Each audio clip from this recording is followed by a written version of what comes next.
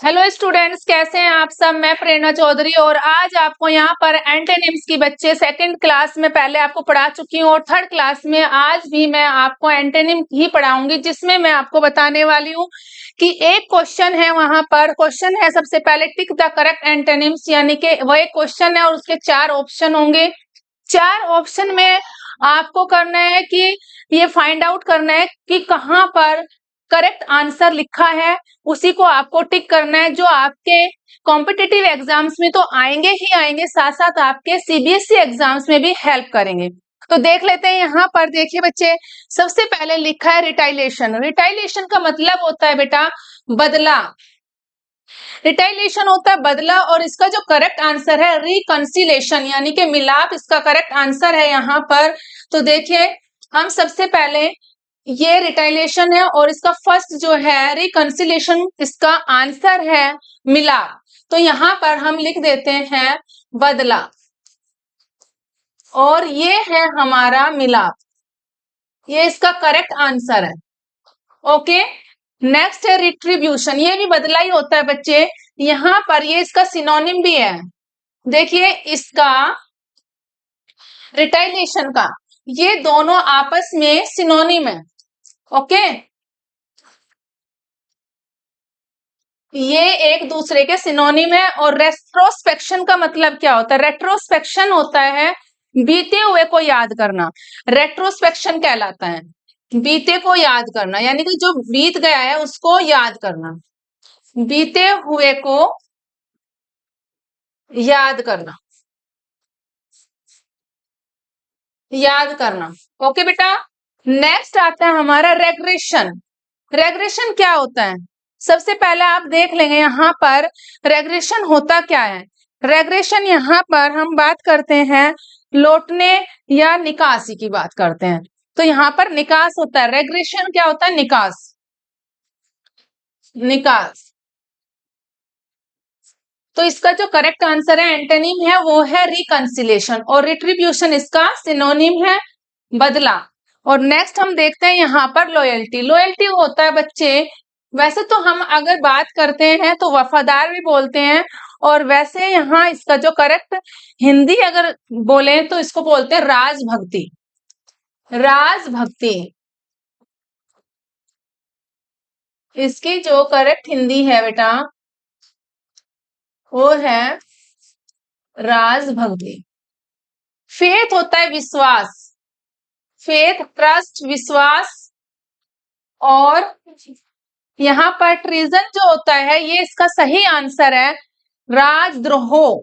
इसको हिंदी में हम कहते हैं राजद्रोह। तो राजभक्ति का एंटोनिम है राजद्रोह, ये इसका करेक्ट आंसर है। ट्रस्ट विश्वास होता है, ट्रस्ट भी विश्वास होता है बेटा। और इसका फिडिलिटी भी विश्वास ही होता है, फेथ, निष्ठा। यानी कि हम यहाँ पर ये वाला, ठीक है बेटे। तो यहाँ हमारा फेथ और ट्रस्ट एक दूसरे के दोनों, और निष्ठा ये हमारे क्या है? सिनोनिम है, ये सिनोनिम है हमारे। ओके, और एंटोनिम क्या है इसका? लॉयल्टी का treason. Keep it in your mind. Okay, ये आपको काफी हेल्प करेंगे। 2019 में एसएससी में ये पेपर में आ चुका है बेटे, तो आप ध्यान में रखना कि ये जरूर आएंगे आपके एग्जाम में, हेल्प करेंगे। तो आपको अच्छे से प्रैक्टिस करनी है। नेक्स्ट है यहाँ पर एडवांस। अब एडवांस की जब बात करते हैं तो एडवांस हम कहते हैं ना कि ज्यादा ही एडवांस हो गया है, ज्यादा ही एडवांस हो रहा है। तो यानी कि आगे, आगे बढ़ना, टाइम से आगे चलना। तो एडवांस होता है बढ़ना, आगे बढ़ना। शिफ्ट होता है पारी। अब जैसे कि लेट्स टेक एन एग्जांपल, हम बात करते हैं कि शिफ्ट की, कि मॉर्निंग शिफ्ट है, इवनिंग शिफ्ट है, ऐसे हम बात करते हैं, तो यानी कि वो वाली शिफ्ट। नेक्स्ट है मूव। मूव का मतलब होता है बेटे हिलना भी होता है और चलना भी होता है। हिलना, मूव करना, हिलना या हिलाना, और चलना भी होता है। ओके, प्रोग्रेस होता है उन्नति करना, प्रोग्रेस, उन्नति करना।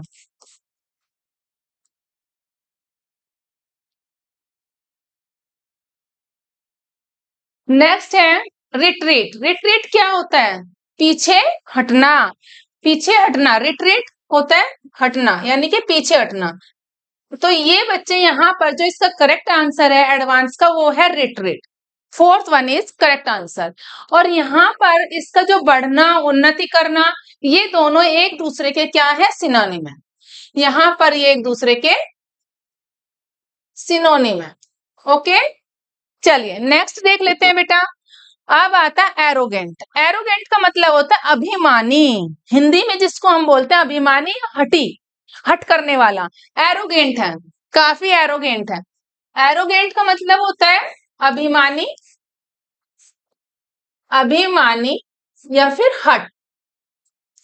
ओके, और हम्बल होता है विनम्र, कहते काफी हम्बल पर्सन है, विनम्र स्वभाव का, विनम्र होता है बच्चे हम्बल, विनम्र। तो यहाँ पर इसका जो करेक्ट आंसर है वो है हम्बल। और रफ होता है ये वाला, हम्बल इसका first is correct answer. Rough कठोर, रफ होता है बेटे कठोर। बोल्ड होता है निडर, बोल्ड मीन्स निडर। अनकाउथ होता है गंवार, अनकाउथ गंवार। ओके, तो ये है आपका यहाँ पर first one is correct answer. Next है टेसिट। टेसिट होता है मौन, टेसिट का मतलब होता है मौन, चुप, ये होता है बेटे मौन।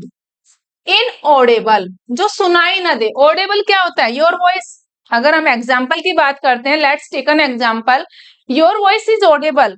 ऑफ कोर्स आपकी जो आवाज है वो ऑडेबल है, इट मीन सुनने लायक है, सुन रही है। बट इनऑडेबल, जो सुनाई ना दे, जो सुनाई ना दे, इनऑडेबल, जो सुनाई ना दे, इनऑडेबल। साइलेंट होता है चुप, मौन, ये भी चुप या मौन होता है बेटे। नेक्स्ट है हमारा म्यूट, ये भी चुप मौन ही होता है, शांत, म्यूट। आप फोन को म्यूट कर देते हो ना अगर आवाज नहीं सुननी है, कुछ काम कर रहे हो। एक्सप्लिसिट, इसका जो करेक्ट आंसर है टेसिट मौन, और इसका मतलब होता है स्पष्टवादिता। कैंडिड भी बोलते हैं, इंग्लिश में इसको हम क्या बोलते हैं, कैंडिड भी होता है, कैंडिड भी होता है बच्चे ये। इसका जो सिनोनिम है कैंडिड भी है, और इंग्लिश अगर हिंदी की बात करते हैं वो है स्पष्टवादिता, स्पष्टवादिता। Okay, fourth one is correct answer. और ये जो है इसका सिनोनिम क्या है, देखिए टैसिट सिनोनिम, टैसिट का साइलेंट सिनोनिम, म्यूट सिनोनिम, ये हमारे सारे क्या है, सिनोनिम है। लेकिन हमारा एंटोनिम क्या है, एक्सप्लिसिट। टैसिट का एंटोनिम क्या है, एक्सप्लिसिट। अब नेक्स्ट अगर बात करते हैं प्रोसिड। प्रोसिड का मतलब होता है बच्चे आगे बढ़ना। जैसे कि अगर बात करते हैं आगे बढ़ना, प्रोसीड होता है आगे बढ़ना, ठीक है। अब अहेड का मतलब ये बच्चे आगे ही होता है, ओके। लेकिन रिसीड क्या होता है, second one is correct answer. Recede होता है पीछे हटना, क्या होगा, रिसीड का मतलब होता है पीछे हटना। सेकंड वन क्या होता है बेटे, पीछे हटना। लेकिन आप पढ़ते पढ़ते पीछे मत हट जाना, आपको अपनी स्टडी को कंटिन्यू करना है और पीछे नहीं हटना है। आपको प्रोसीड यानी कि प्रोग्रेस करनी है, आगे बढ़ना है लाइफ में। फॉरवर्ड भी आगे ही होता है बच्चे, फॉरवर्ड कर दो, कहते नहीं मैसेज को मैंने फॉरवर्ड कर दिया, आगे भेज दिया, ऐसे तो समझ रहे हो ना, है ना, कि मैसेज को फॉरवर्ड कर दो, आगे भेज दो, तो वही आगे बढ़ना, आगे बढ़ना, बढ़ाना। नेक्स्ट होता है बेटे कंटिन्यू, जारी कर रखना, जारी रखना या जारी करना, कंटिन्यू रहता है, कंटिन्यू में काम हो रहा है। तो इसका जो करेक्ट वन आंसर है वो है यहाँ पर सेकंड वन। ओके, चलिए नेक्स्ट देख लेते हैं। मेंटल, मेंटल का मतलब क्या होता है बेटे, वैसे तो अगर बात करते हैं, कई बार बच्चे बोलते हैं आपस में जब वो बातें करते हैं कि यार तो मेंटल है, लेकिन वो वाला मेंटल नहीं है, यहाँ पर हम इसकी बात कर रहे हैं, दिमागी, मस्तिष्क की बात कर रहे हैं, दिमाग की, दिमागी या फिर मस्तिष्क की बात कर रहे हैं। ओके, ब्रेनी भी मानसिक भी बोल सकते हैं बच्चे इसको हम यहाँ पर, दिमागी या मस्तिष्क, और इसको हम बोलेंगे यहाँ पर मानसिक। ओके, मानसिक। ब्रेनी होता है दिमागी, और हमारा एबिलिटी होता है किसी काम को करने की क्षमता। Let's take an example, he has the ability to do that work, यानी कि उसके को इस काम को करने की उसके अंदर वो क्षमता है, ही हैज द एबिलिटी। या फिर हम कहते हैं यहाँ पर एबिलिटी का जो मतलब है वो है क्षमता, किसी को किसी काम के करने योग्य होना, एबिलिटी होना। मोडाल्स में आती है एबिलिटी, कैन और कुड में एबिलिटी होती है। आपने मोडाल्स नहीं पढ़ा हुआ है तो आगे मैं बताऊंगी कि मोडाल्स में एबिलिटी का यूज करते हैं कैन और कुड में, जहां पर किसी काम को करने की संभावना होती है, possibility, ability. Okay, next third one is ताकत, स्ट्रेंथ। ताकत होता है और फिजिकल होता है बच्चे। Fourth one is correct answer, यानी कि भौतिक, प्राकृतिक। इसका जो करेक्ट आंसर है वो है भौतिक या फिर प्राकृतिक, ये इसका करेक्ट आंसर है। ओके, चलिए नेक्स्ट देख लेते हैं। नेक्स्ट है यहाँ पर क्रोनिक। क्रोनिक होता है पुराना। लेट्स टेक एन एग्जांपल, अगर बात करते हैं क्रोनिक डिजीज की बात करते हैं तो कहते हैं कि बहुत पुरानी बीमारी है, क्रोनिक डिजीज है। जॉइंट्स पेन है, क्रोनिक डिजीज है, पुरानी डिजीज है ये। लेकिन यह क्रोनिक का मतलब है पुराना। क्या है इसका मतलब यहाँ पर? पुराना।